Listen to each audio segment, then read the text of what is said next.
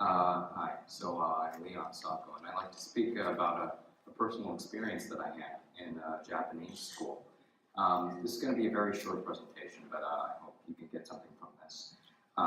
So the first thing I want you to imagine here is when you're in high school, when you're in class, sorry, not in high school, middle school, you're in class, and you speak up, but no one actually listens to you, and they never hear you. They acknowledge that you're there, sure, but they don't really listen to you. When you want to speak up against something that's wrong, people don't really, again, hear you out and help out with anything that you need. And let me ask, did you get in trouble for this? Because I actually did. Now, this is about people not, and teachers not listening and so on. And this is about my experiences in Japanese school, and I just like to point out why this happens. And it's no one's fault, and there's always a reason here. So if I can just look through here, Japanese school is compulsory, and it's pretty long until junior high. And a lot of people go into high school, and they actually study to get into university. It's actually 90% of the students, male and female, are accepted and actually study for university. So there is a constant rat race that actually goes on within the people. And on top of that, like in Western schools, I know that you've got multiple friends and people that you can joke around with. But in societies such as this, where everything's so locked in and compact, there's no place for you to actually say, all right, I'm going to actually have some fun. It's all about studying and being pushed hard to be the best you can be.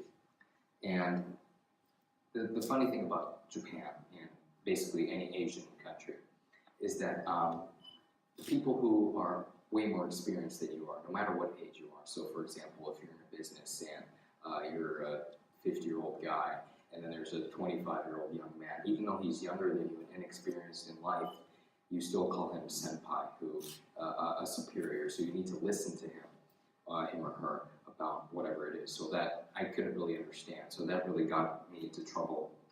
And again, a lot of, this starts from a young age, and it's another culture difference. But that always just shaped me and kind of changed me a little bit.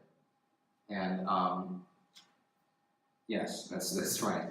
And so I forgot to show this one, but this is the university acceptance rate. I'm sorry, this isn't. Can't really see what's on here, but as you can see, this is 1960. This is the percentage rate, and we go way over here.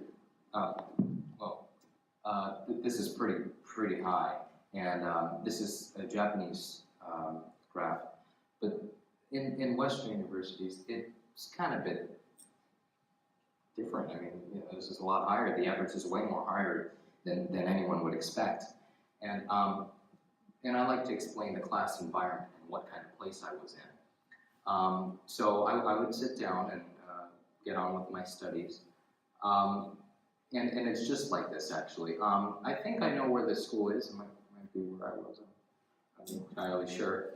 But this is what it's like. And there is no socializing. And in this school, actually, what's really great is that we've got desks that look at each other. We kind of, on tests, we put it apart because we might cheat. But usually in class, we talk to each other. But in Japanese schools, you're not allowed to speak to each other usually, at least where I was. And you're supposed to get on with your studies. So that causes, again, a rat race between each student. And even if you ask for help, they won't really kind of shut you up and say, hey, shh, you know.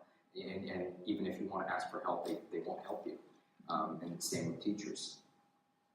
And finally, I like to speak about my experience to give you an image about what it's actually like. So I remember my friend who was, he had required needs, and he was a bit different from everyone else, and he couldn't get the stuff done on paper.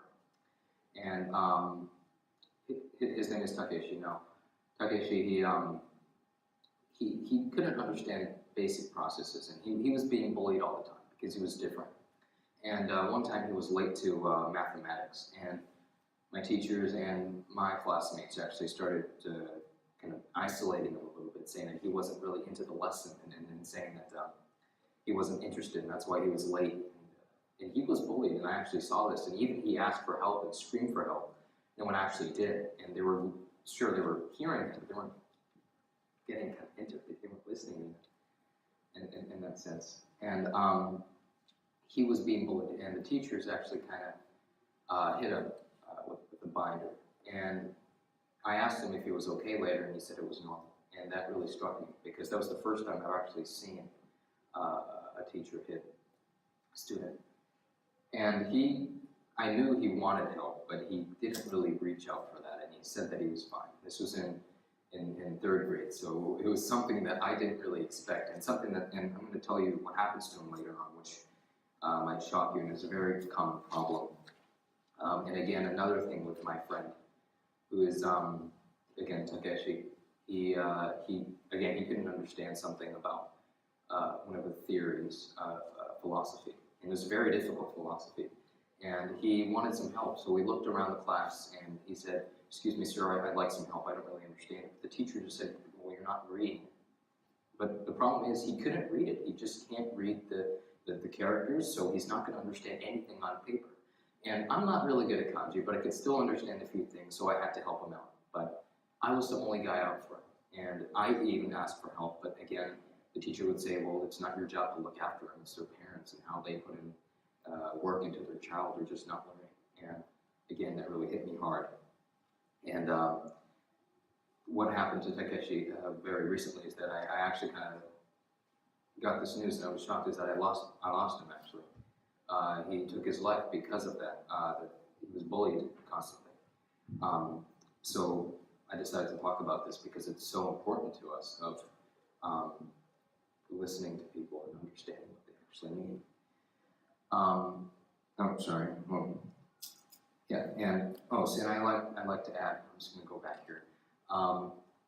And I suggested to teachers that there would be another solution to it. If he's always late to class, maybe I said, maybe you can contact the parents and say, "Excuse me, ma'am, your son is always late." But the teachers don't do that. And this isn't anything to bash teachers, but he and everyone would say they need help, and they would say, "Oh, I'm fine, I'm okay." But are they actually okay? Is something that I actually want to ask everyone. And I'm just going to move on to the next one here, is that the solution, and this is very easy, and I'm sure you guys all know this because this is a community where I hope we are looking after each other and ourselves, is to ask if that person is okay and actually look into what they needed. Because what I needed was attention, really. I needed attention through my studies, and I wanted help in my studies, and I wanted to understand what's in front of me because I loved what I was studying, and in that year I kind of lost hope of education because of that, saying, no one's going to help me. But now is a chance to say that if you really need help with anything, it could be anything dumb, you have to ask for that help, or else no one's actually going to speak up for it, because this is a world, an evil world, where people don't really see if you need help or not. And what I really thought about this when I was writing up the presentation is about all the people that I knew, and I still know to this day, who actually need the help and the attention. And to come to think of that, it's too much compared to the people who are actually privileged to get everything they want. So what I want you to do from today is to make sure that you are looking out for anyone that is in need of help. Even if you don't know that person, say, "Are you okay? Would you like any help?" And I hope they say yes, because they will need it, or else consequences won't happen. It's a very short presentation, but I'd like to wrap this up. Thank you very much for listening.